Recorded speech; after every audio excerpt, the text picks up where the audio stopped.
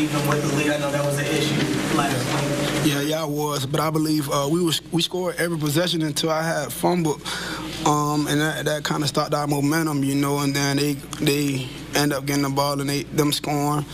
I was ticked off about that because, like I said, in the NFL, a lot of games is a momentum type of game, and we go out there, we score 3 times, and then that fumble happened, it slows us down.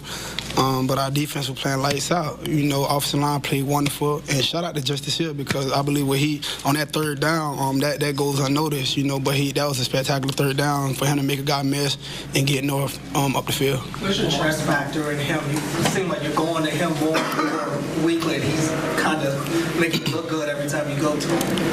I mean, he make himself look good, and at the end of the day, I got to read the coverages and see what the defense do, and they kind of. With Zay running his route, they kind of ran into Zay, and I just had to give him a shot. He caught the ball, and he did the rest.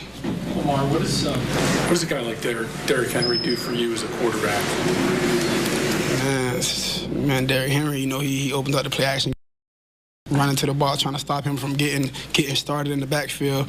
And our offensive line just did a great job of giving Derrick lanes. Receivers did a great job as well, blocking down the field, and then Derrick do his things. Shout out to the tight ends as well. Well, guys, you can go back to that first carry that you took to the house. Yeah. Did you have any clue, based on how Buffalo lined up or where they aligned, that would be a possible home run touch? Just watching film and just reading the front. We kind of knew what the defense would do, but like I said, the offensive line giving him a lane, the receivers and tight ends blocking downfield, and then Derrick just doing what he do.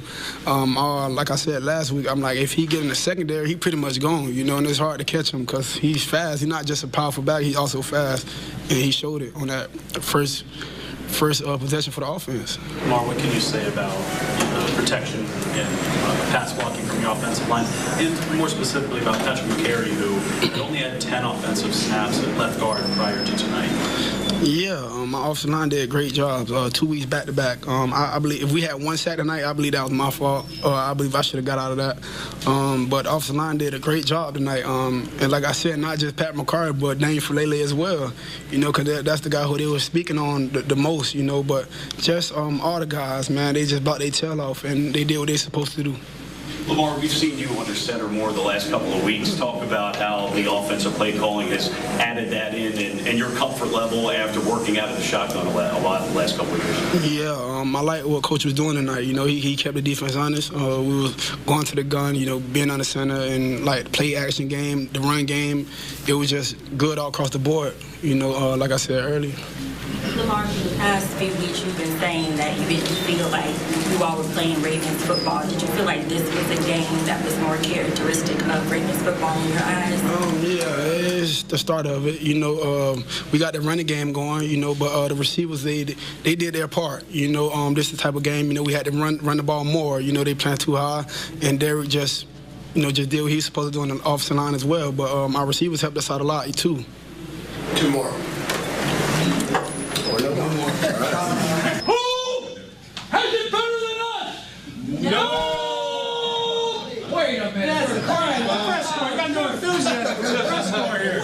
I'll be enthusiastic. You want to try it, John? You want to do it? Well, just you say it. I'll say nobody. Okay. Who has it better than us? Nobody! I'm so disappointed. I said nice. I was waiting for the bottom. I'm not disappointed. Well, you see what I have to deal with every day. That's okay. I appreciate you guys. Thanks, Dad. Sit down there. He's leaving. He's so disappointed in you guys. That was fun. He gave the greatest talk to the team yesterday that you ever heard in your life. And it'll be recorded, and it'll be on the Harbaugh Coaching Academy for everybody to see here soon. So there's my plug. But congratulations to the football team. The football team. I really think it shows what a group of men is capable of, a group of people is capable of, when they just put their heads down, they don't worry about what people are saying, and they decide that they're going to go to work every day. They're going to meet, they're going to work on football, and they're going to practice the way you're supposed to practice. And when you do that as a football team, you have a chance to improve, and we have done that. Now we know we are just getting better. We know what's possible, we know what we're capable of, but we got a long way to go, and we got a lot of work to do. And we're just 4 games in, and we got 13 more regular season games to play. And where this season goes is going to be defined by what we do in the next 13 games plus. But I will say the leadership on this team is incredible. Kyle Hamilton sitting right over there. Okay, young guy taking the reins. Okay, you know all the other guys. You know Rowe. You know Lamar. You know Mark Andrews, Isaiah Likely, other young guys. We got a bunch of great leaders in this team. A guy like Pat McCarry going from right tackle to left guard like that and playing the way he did. These are the kind of things that make a difference. So with that, what questions do you have? John, the Bills came in undefeated, and Josh Allen was considered the leading candidate for MVP. Yeah, I know what you mean by, like, there's time left, but do you think this team made an early statement with how they won tonight? I just think our guys are humble and hardworking, and they understand that there's, faith is activated by belief, and we got a bunch of guys that believe, and they give glory where it's supposed to be given. They give glory to God and to each other. They work hard, and they have each other's backs, and that's all it is right now. Okay, so whatever else is said or written, it doesn't matter. Matter of fact, we don't want to listen to the good stuff if there is any good stuff. We're not interested in hearing it. We just have to go to work. We got a big game next week, and we got to get ready for it. Coach, Derrick Henry, 199 yards rushing. Second week in a row, he's in a big game. How comfortable is he getting involved in this offense? Yeah, I mean, I think he's really excited about the offense itself. I think Todd Monken and the offensive coaches, Willie Taggart, the running back coach, all of our guys have done a great job with kind of working through all the details of how to actualize the vision, the idea. Okay, we could be this, we could be that, but you got to put it together. So it's starting to come together, I think. John, coaching Derrick now for 4 games, do you notice something with him pregame different than other people you've coached, or like kind of take us inside what you see from him pregame and into the game? Yeah, I mean he's a pro. I mean, I know that he's a really good guy. He's very humble. He's a man of faith. He's a family man, and he really loves football. And he comes in, he thinks about it. He's driving into work, he thinks about it. It's football. Driving home, he thinks about it. He makes a play, he doesn't make a play, he wants to learn something about the offense, he calls, he texts his coach.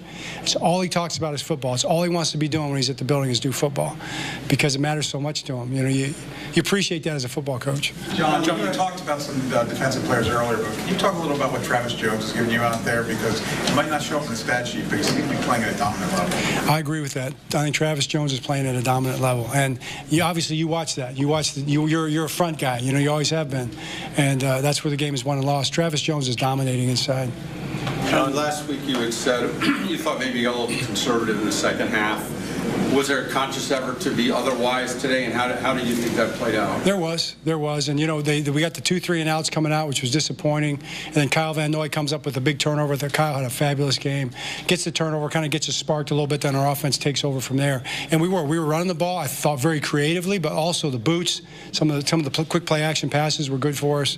Lamar again has just been fantastic. John, do you feel like having a complete game? What does it feel like to get it at home on prime time against a team that has been probably the hottest team in football to this point? I mean, you do. You work for moments like this. This is something we will remember, and I hope all the fans will remember it. I hope they look back at it and say, I was there that night. And but for us, that's important, and it is valuable. But we have to get ready for next week. We've got to go play a division game next week on the road in Cincinnati, and that's what we've got to get our focus on. So our guys will enjoy it, through tomorrow, but they'll be back in Tuesday afternoon, and it'll be all Cincinnati. John, do you feel like you guys set the tone from a physicality standpoint?